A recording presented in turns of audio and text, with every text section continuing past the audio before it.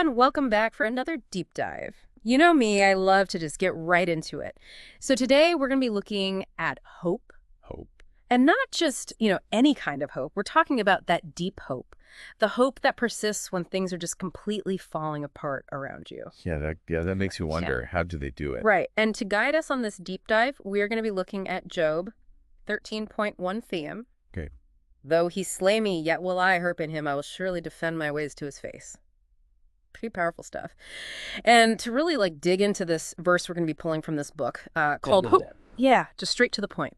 So this book really takes a deep dive into the psychology behind this verse. Like, what is going on in Job's mind that allows him to say something like that? Right, because this isn't just, I hope I win the lottery type of hope. No. This is life or death. Exactly. He's staring down just absolute devastation and still saying, I have hope in God. So, how is that even possible? What allows someone to have that kind of unwavering faith when everything around them is just crumbling? Well, this book, Hope, argues that it's not about ignoring the reality of what's happening. Okay. Job isn't, trying to pretend like everything's fine or just putting on a happy face. He's fully acknowledging, wow, things are really, really bad. So it's not about, forcing yourself to feel positive Mhm. or, just ignoring the pain. It's about something deeper. Yeah. It's about a hope that's not based on just your emotions or, whether things are going well for you at the moment. Okay. It's anchored in something much bigger. So, what is that after? What's he holding on to? Well, hope says it's God's unchanging character. He's putting his trust in who God is, not in what he's going through at that moment. So it's not about hoping that your situation will change. It's about trusting God no matter what your situation is. Yeah, it's like even when the sun's hidden behind the clouds, you still believe in the sun. It's still there. Right. It's just hidden. Okay. So that's a good way to think about it. And, we see this in other people in the Bible too, right? People who face incredible challenges, but their faith never wavered. Oh, yeah, absolutely. Think Yep. about Habakkuk. He was facing national devastation, like his whole country was about to be destroyed. Oh, wow. But he still chose to rejoice in the Lord. He's asking the tough questions. But ultimately, he still has that trust that God is good. It's like finding joy in the midst of suffering, which is just mind-blowing to me. And then you've got Shadrach, Meshach, and Abednego. Oh, yeah. Talk about a trial by fire. Literally, Right into the furnace. they were told, bow down to these idols or you're going to be thrown into this fiery furnace. And they're like, nope, we're good. They would rather die than compromise what they believed. Wow. And that comes from the same place as Job, right? That trust in God's goodness, even when it doesn't make sense. That's incredible. Yeah. These are some pretty extreme examples, though. Have you ever felt that kind of unshakable faith, in your own life? I mean, it doesn't have to be facing a fiery furnace or anything, but just that sense of knowing that God is in control, even when things are tough. I think we all have those moments, Yeah. maybe on a smaller scale. Yeah. Where you choose to believe even when it's hard. Right. When logic and fear are telling you to do one thing, but there's this little voice inside saying, just wait, hold on. Yeah. Trust. There's more to this. And that actually leads us to another part of Job 13.40 that I think a lot of people can relate to, because even though he's expressing this deep hope, he also seems like he wants to plead his case to God. Yeah, it's like this tension between trust and questioning. Yeah. It's like he's saying, I believe in you, God, but I also need to understand I've got questions and I'm not afraid to ask them. It's pretty bold. Yeah. I mean, can you imagine standing before God and being like, okay, I need some answers here? It's like he's not afraid to challenge God. Right. But this book, Hope, actually suggests that this questioning, this wrestling with God, it's a vital part of Job's faith journey. It's not just blindly following. It's about having that conversation even when it's hard. So it's not disrespectful to question God. Hope says that real faith can handle the tough questions. Okay. In fact, it says that going through those doubts actually makes your faith stronger. So it's like the more we grapple with our faith, the more it grows. Exactly. And, we see this all over the Bible. David in the Psalms cries out, my God, why have you forsaken me? And Jeremiah, who's known for his lamentations, even he eventually finds hope in the midst of suffering. Hail went through it. So even these major figures of faith, they didn't have it all figured out. No, they wrestled with God, they doubted, they complained. But they never completely lost sight of him. Right, they kept coming back to that faith. And that actually brings us to another really important part of Job's statement that hope really focuses on. His hope isn't just about what's happening to him right now. Okay. It's about something much bigger. So we're talking about a hope that goes beyond his current situation. Exactly. He's looking beyond the pain and the suffering. like a bigger picture kind of hope. Exactly. And hope says that Job's words hint at this belief in God's ultimate justice and restoration. A hope that goes beyond our limited understanding. So even though he's going through hell, he's still holding on to this belief that God has a plan. A good plan. Yeah, a plan that's for good. Yeah. Even if he doesn't see it in his lifetime. Right, it's that trust that God sees things we don't see. It's like we only have a tiny piece of the puzzle, but God sees the whole picture. And he knows how it all fits together. Right, and that's what fuels Job's hope. It's not just wishful thinking. It's this deep trust that even suffering has a purpose. It all means something. And this idea of eternal hope, you see it in other parts of the Bible too, right? Like in Romans, where it talks about all things working together for good. Yeah, Romans 8:28. And we know that in all things God works for the good of those who love him, who have been called according to his purpose. And 2 Corinthians 4:17-18 says that our present sufferings are nothing compared to the glory that will be revealed in us. So it's about looking at things from an eternal perspective. It's like shifting your focus from this really narrow earthly view to this much wider cosmic lens. And suddenly our problems don't seem so big. Right. It's all about perspective. And that brings us to another really interesting aspect of Job's character that hope highlights: his boldness. He doesn't shy away from defending himself before God. Oh yeah, he's like, I've lived a good life and I'm not afraid to say it. It's almost audacious to stand before God and be like, I'm good. But hope argues that this isn't arrogance. Oh. It's about integrity. Job has a clear conscience and he's not afraid to declare his faithfulness. So it's not about bragging or trying to earn God's favor. No, it's about knowing in your heart that you've done the right thing. And being able to stand before God and say so. Even when he's judging you. That's a powerful message. It's like he's saying, my hope isn't blind. It's based on how I've lived my life. Do you see this idea of integrity and boldness in other figures in the Bible? Definitely. Like David, he constantly asks God to examine his heart to see if he's been living right. It's like he's asking for a performance review. Right. He wants to make sure he's aligned with God's will. It reminds me of that verse in Psalm 139. Search me, God, and know my heart. Test me and know my anxious thoughts. See if there's any offensive way in me and lead me in the way everlasting. It's about being open to God's correction. Not about being perfect, but about trying your best to live a good life. And being willing to be led by God. And 1 John 3:21 says, Dear friends, if our hearts do not condemn us, we have confidence before God. It's about having that inner peace that comes from knowing you're doing what's right. It's a good feeling. It really is. And that actually leads us to what hope says is maybe the most important part of Job's faith, his surrender to God's sovereignty. This is where it gets really interesting. Yeah. Even though he's questioning God, even though he's in pain and wants answers, he ultimately acknowledges that God is in control. Even when things seem totally unfair. Right. It's like he's saying, I don't get it, but I trust you. That's the essence of surrender, isn't it? Yeah. Letting go of control. And admitting that God knows more than we do. And that takes a lot of humility. Yeah, it does. Hope suggests that this surrender isn't about being passive or giving up. It's about choosing to trust God's wisdom. Even when we don't have all the answers. It's about saying, I might not understand, but I believe you're good. And that you have my best interests at heart. It's like sometimes the most important thing is just to trust. The book actually compares it to a child trusting their parent. Oh, that's good. The child doesn't need to understand all the reasons behind their parents' decisions. Right. They just have to trust that their parent loves them. Exactly. And hope says that's kind of how it is with God. Yeah. We don't always need to know why. We just need to trust that he loves us. And that he's working things out for our good. It reminds me of those verses in Isaiah that say, For my thoughts are not your thoughts, neither are your ways. My ways declares the Lord.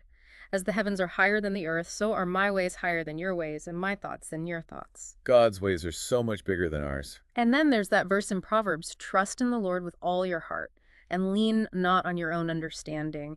It's like we're being told, let go of your limited perspective, and just embrace the mystery. It's hard to do, but it's so freeing. It is hope, argues that surrendering to God is where we find real peace. It's letting go of the need to control everything. And trusting that God has it all under control. Even when it doesn't feel like it. So in a way, Job's story is like a model for us. He shows us how to go through hard times. He teaches us that it's okay to question, to grieve, to doubt. But in the end, we need to anchor our hope in something bigger than ourselves. In something that goes beyond our circumstances. And that's what I hope people take away from this deep dive. Yeah. Job 13.15 isn't just a verse. It's like a roadmap for how to face life's challenges with real hope and faith. It's a reminder that even when things are dark, we have a choice. We can choose despair or hope, We can try to figure it all out ourselves. or we can surrender to God. And Job shows us that choice makes all the difference. It's been a really powerful conversation about hope. And before we wrap up, we want to leave you with one final question. If Job could find hope in the middle of all that suffering, what does that tell us about the power of hope in our own lives? We encourage you to really think about that and to keep exploring this idea of hope in your own life. Thanks for joining us on this deep dive into Job 13.1. We'll see you next time for another insightful exploration. See you then. Yeah, and it's like Job saying, I trust you, God, but I also want to know why. I got some questions. It takes guts to talk to God like that. It does, and hope suggests that this back and forth with God is super important for Job's faith. It's not just about obeying, it's about like a real back and forth. So it's okay to question God. Yeah, the book says that real faith can handle the hard questions. Okay. It even says those doubts can make your faith stronger, So the more we wrestle with our faith, the stronger it gets. like working out a muscle. I like that. And we see this all the time in the Bible, right? David cries out to God in the Psalms, my God, why have you forsaken me? And even Jeremiah, known for all that lamenting, even he finds hope. They all went through it. So even the big names in the Bible had their doubts. Oh yeah, they wrestled with God, they doubted, they complained. But they never gave up on God. They always came back to that faith. Which brings us to another point that hope makes about Job's words. His hope isn't just about what's happening to him right now. Yeah. It's about something way bigger. So we're talking bigger picture hope. Exactly. Yeah. Looking past the pain, the suffering. Like a hope with a capital H. Exactly. And hope says that Job's words hint at this belief in God's justice and restoration. A hope that goes beyond what we can understand. So even though he's going through hell, he's holding on to the belief that God has a plan A good plan. that's ultimately good, even if he doesn't see it happen during his life. It's that trust that God sees things we can't even imagine. Like we have a tiny piece of the puzzle and God has the whole picture. And knows exactly how it all goes together. Right, and that's what fuels Job's hope. It's not just wishing for things to get better. It's that deep down trust that even suffering has a purpose. That it all means something. And this idea of eternal hope pops up everywhere in the Bible, like in Romans, where it talks about all things working together for good. Romans 8:28. And we know that in all things God works for the good of those who love him, who have been called according to his purpose. And 2 Corinthians 4:17-18 tells us, for our light and momentary troubles are achieving for us an eternal glory that far outweighs them all. So it's about looking at things from an eternal point of view. It's like shifting your focus from this small earthly view to a much bigger cosmic lens. Suddenly our problems don't seem quite as big. Right, it's all about perspective. And that brings us to another interesting thing about Job that hope points out, his boldness. He doesn't shy away from defending himself in front of God. Yeah, he's like, hey, I've lived a good life, and I'm not afraid to say it. It's almost shocking to stand before God and be like, hey, I'm good with you. But hope says it's not about being arrogant. Oh. It's about integrity. Job knows he's done the right thing, and he's not afraid to say so. So not bragging or trying to win God's favor. It's about knowing in your heart you've done right.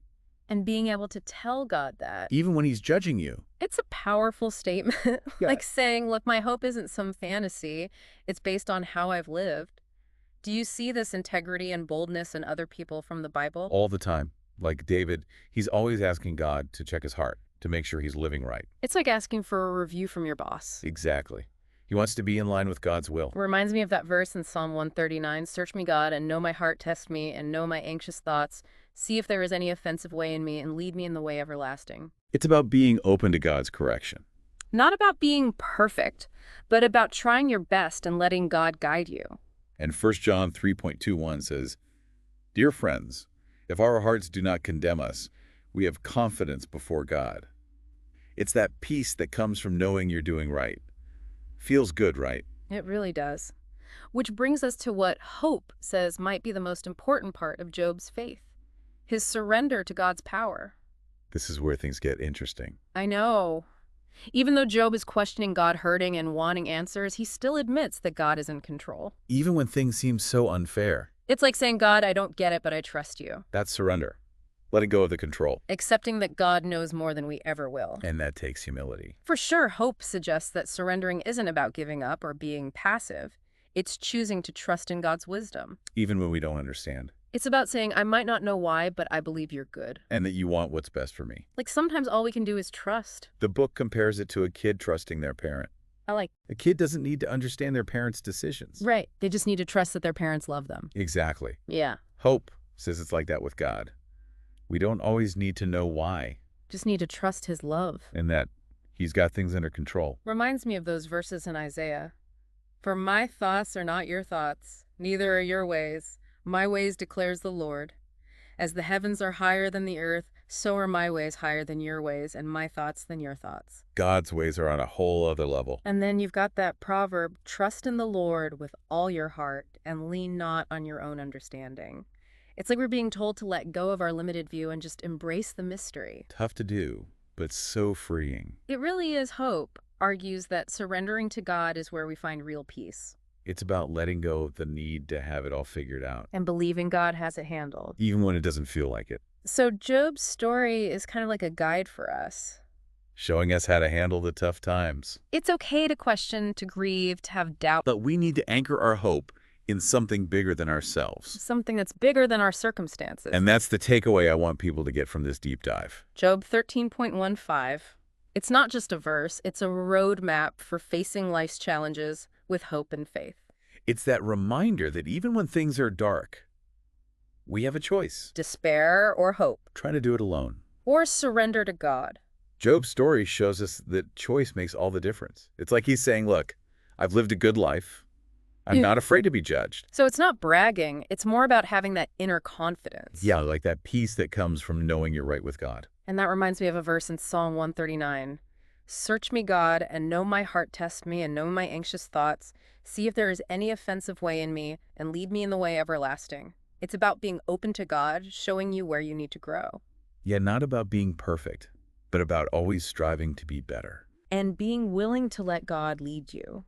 And in 1 John it says, Dear friends, if our hearts do not condemn us, we have confidence before God.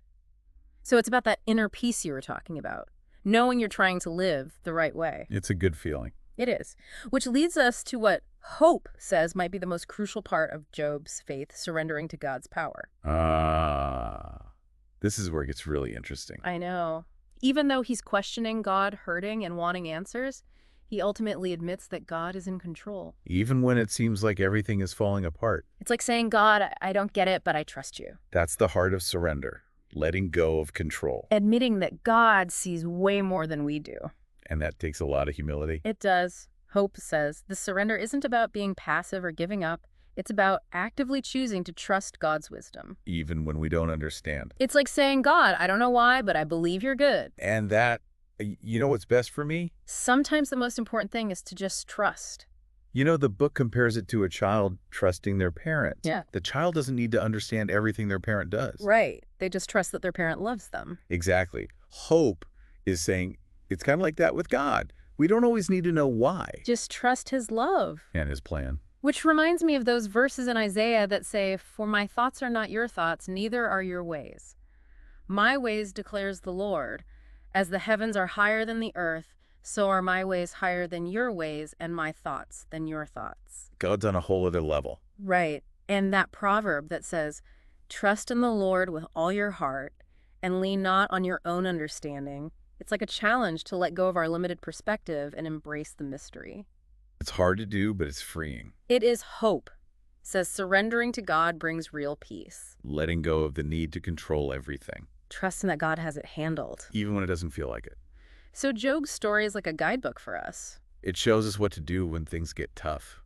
It's okay to question, grieve, doubt. But in the end, we've got to put our hope in something bigger than ourselves. Something beyond our circumstances. And that's what I hope everyone listening takes away from this deep dive. Job 13.15. It's more than just a verse. It's like a guide for how to face life's challenges with real hope and faith. It's a reminder that even when things are dark, we always have a choice. Despair or hope. Trying to do it alone. Or surrender to God. And Job's story shows us just how powerful that choice can be. It's been a really amazing conversation about hope. And before we wrap up, we want to leave you with this thought. If Job could find hope in the middle of all that suffering, what does that tell us about the power of hope in our own lives? We encourage you to think about that and continue exploring this idea of hope in your own journey. Thanks for joining us for another deep dive. We'll see you next time.